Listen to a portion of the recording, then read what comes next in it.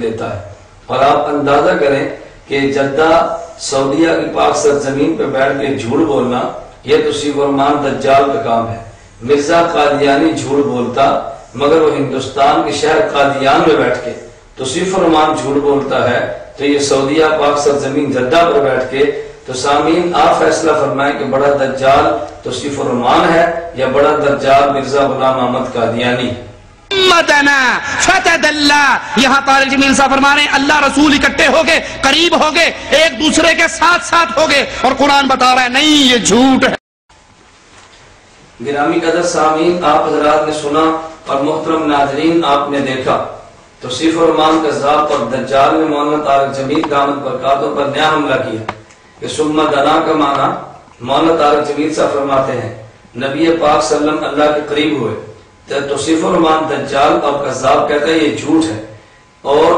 خود کہتا ہے کہ اللہ فرماتے ہیں قرآن کریم میں جھوٹ ہے، خدا پر بھی الزام لگایا اور مولانا طارق جمیل صاحب پر بھی الزام لگایا۔ قرآن کریم میں ثم دنا کا معنی نبی پاک صلی اللہ علیہ وسلم اللہ کے قریب ہوئے، یہ مولانا طارق جمیل دامت برکاتہم کی اپنی تفسیر نہیں بلکہ امام سیوطی رحمۃ اللہ علیہ متوفہ 911 ہجری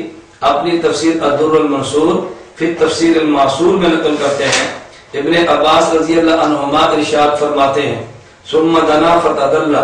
قال هو محمد صلی اللہ علیہ وسلم فتدلّا الی ربی عز وجل، تو دنا سے مراد نبی کا خدا کے قریب ہونا یہ مولانا طارق جمیل صاحب کا معنی نہیں بلکہ ابن عباس رضی اللہ عنہما کی تفسیر ہے۔ اور فکان قاب قوسین او ادنا، اس کی تفسیر اللہ اور نبی پاک صلی اللہ علیہ وسلم کا قریب ہونا یہ مولانا طارق جمیل دامت برکاتہم کی تفسیر نہیں بلکہ امام سیوطی رحمۃ اللہ علیہ الدر المنصور میں اسی آیت کے تحت ارشاد فرماتے ہیں عن ابی سعید الخدری رضی اللہ عنہ قال لما اسری بالنبی صلی اللہ علیہ وسلم، کہ جب معراج کی رات نبی کریم صلی اللہ علیہ وسلم کو سیر کرائی گئی، اقترب من ربہ، تو رسول کریم صلی اللہ علیہ وسلم اللہ کے قریب ہوئے، تو ان آیتوں کا معنی مولانا طارق جمیل دامت برکاتہم کا اپنا نہیں بلکہ صحابہ کرام رضی اللہ عنہم اجمعین کا ہے۔ اس لیے یہ الزام مولانا پر نہیں،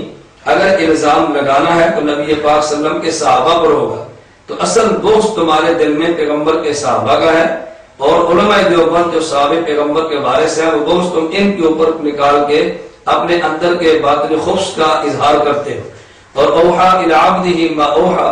اس کا معنی جو تم نے کیا، حضرت جبریل نے اللہ کے خاص بندے پر وحی بھیجی، وحی لے کر آئے، تو تفسیر در منصور میں حضرت انس رضی اللہ تعالیٰ عنہ سے ہے نبی کریم صلی اللہ علیہ وسلم نے فرمایا رأیت النور الاعظم، میں نے نور اعظم کو دیکھا، اور آگے فرماتا ہے فأوحى اللہ الی ما شاء ان یوحی،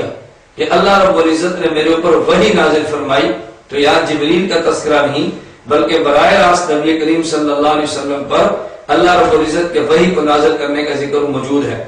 پھر مولانا طارق جمیل دامت برکاتہم کی تردید کرتے ہوئے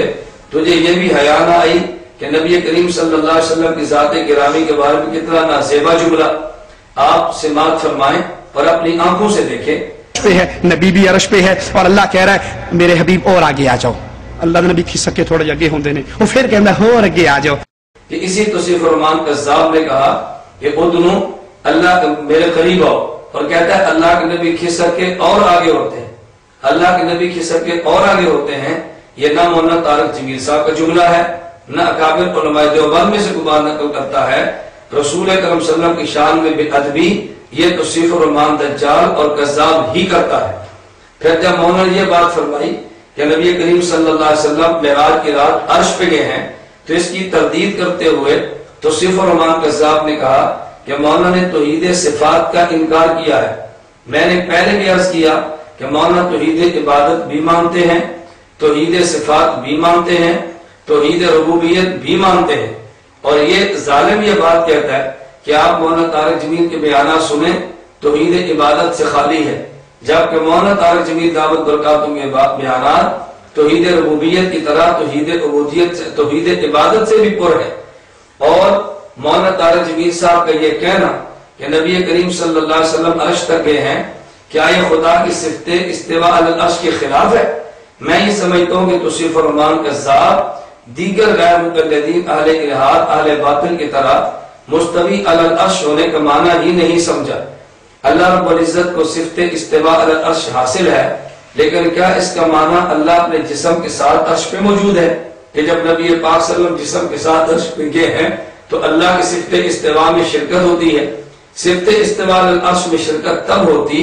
جب اہل سنت کا عقیدہ یہ ہوتا کہ اللہ اپنے جسم انصری کے ساتھ مستوی علی العرش ہے، جبکہ خدا کے لیے جسم کا قائل اہل سنت والجماعت کا کوئی طبقہ اور کوئی گروہ نہیں ہے۔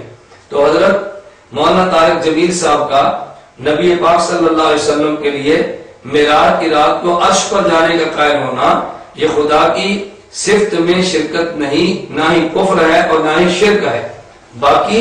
اہل سنت والجماعت کا مسلک یہ قطع نہیں کہ اللہ محض عرش پہ رہتے ہیں، بلکہ اہل سنت والجماعت کا عقیدہ قرآن کریم کی آیات اور احادیث پیغمبر کی روشنی میں یہ ہے اللہ ہر کسی کے ساتھ موجود ہیں، نہ یہ کہ محض عرش پر موجود ہیں۔ قرآن کریم کی آیت سورہ بقرہ آیت نمبر 115 وَلِلَّهِ الْمَشْرِقُ وَالْمَغْرِبُ فَإِنَّمَا تُوَلُّوا فَثَمَّ وَجْهُ اللَّهِ، مشرق بھی اللہ کا، مغرب بھی اللہ کا، تم جس طرف چہرہ پھیرو وہاں اللہ کی ذات موجود ہے۔ سورہ بقرہ آیت نمبر 186 وَإِذَا سَأَلَكَ عِبَادِي عَنِّي فَإِنِّي قَرِيبٌ، اے میرے پیغمبر جب لوگ میری ذات کے بارے میں پوچھے تو جواب دے خدا قریب ہے۔ عرش بعید ہے، خدا قریب ہے، اللہ تو بندے کے قریب ہے۔ اسی طرح سورہ انعام آیت نمبر 3 وَهُوَ اللَّهُ فِي السَّمَاوَاتِ وَفِي الْأَرْضِ، اللہ رب العزت الہ ہے آسمانوں میں بھی اور زمینوں میں بھی۔ سورہ توبہ آیت نمبر 40 لا تحزن ان اللہ معنا، اللہ کے پیغمبر صلی اللہ علیہ وسلم نے حضرت ابو بکر صدیق رضی اللہ عنہ سے فرمایا لا تحزن ان اللہ معنا، غم مت کرو اللہ ہمارے ساتھ ہے۔ سورہ شعراء آیت نمبر 62 انما ربی سیہدین، حضرت موسیٰ علیہ السلام نے اپنی قوم سے فرمایا میرا رب میرے ساتھ ہے اور مجھے راستہ دکھائے گا۔ سورہ قاف آیت نمبر 16 وَنَحْنُ أَقْرَبُ إِلَيْهِ مِنْ حَبْلِ الْوَرِيدِ، اللہ خود ارشاد فرماتے ہیں کہ ہم تمہاری شاخ سے بھی قریب ہیں۔ سورہ واقعہ آیت نمبر 85 وَنَحْنُ أَقْرَبُ إِلَيْهِ مِنْكُمْ وَلَكِنْ لَا تُبْصِرُونَ، اور ہم تمہارے قریب ہیں لیکن تم اس کو دیکھتے نہیں۔ سورہ حدید آیت نمبر 4 وَهُوَ مَعَكُمْ أَيْنَمَا كُنْتُمْ وَاللَّهُ بِمَا تَعْمَلُونَ بَصِيرٌ، اور اللہ تمہارے ساتھ ہے اور تمہارے اعمال کو دیکھتے ہیں۔ سورہ مجادلہ آیت نمبر 7 مَا يَكُونُ مِن نَجْوَىٰ ثَلَاثَةٍ إِلَّا هُوَ رَابِعُهُمْ، تم 3 ہو تو چوتھے اللہ ہے، تم 5 ہو تو چھٹے اللہ ہے، تم کم یا زیادہ ہو تو اللہ رب العزت تمہارے ساتھ ہے۔ سورہ ملک آیت نمبر 16 أَأَمِنْتُم مَّن فِي السَّمَاءِ، کیا تم اس ذات سے مطمئن ہو جو آسمان میں ہے؟ تو یہاں بھی عرش نہیں بلکہ فی السماء فرمایا۔ اور بالکل اسی طرح احادیث مبارکہ جو اس بات پر دال ہے کہ اللہ رب العزت ہر کسی کے ساتھ ہے۔ صحیح مسلم جلد نمبر 2 صفحہ نمبر 346 باب استحباب خفض صوت بالذکر، نبی کریم صلی اللہ علیہ وسلم نے صحابہ کرام رضی اللہ عنہم اجمعین سے اس وقت فرمایا جب صحابہ رضی اللہ عنہم اجمعین بلند آواز سے اللہ کا ذکر کر رہے تھے انکم لیس تدعون اصم ولا غائبا